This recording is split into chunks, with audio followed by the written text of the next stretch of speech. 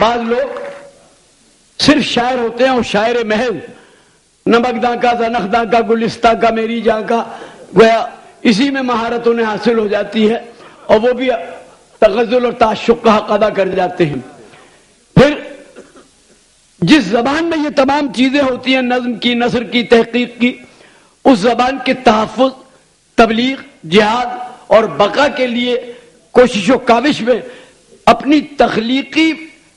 صلاحیتوں کو کئی مرتبہ دبا کر اور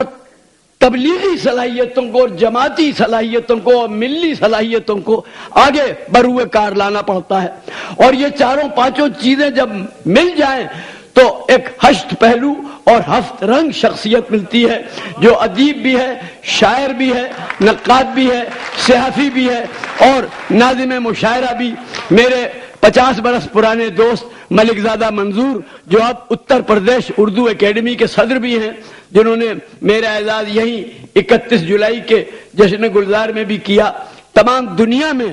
خالی ہندوستان پاکستان میں نہیں، تمام دنیا میں بین الاقوامی طور پر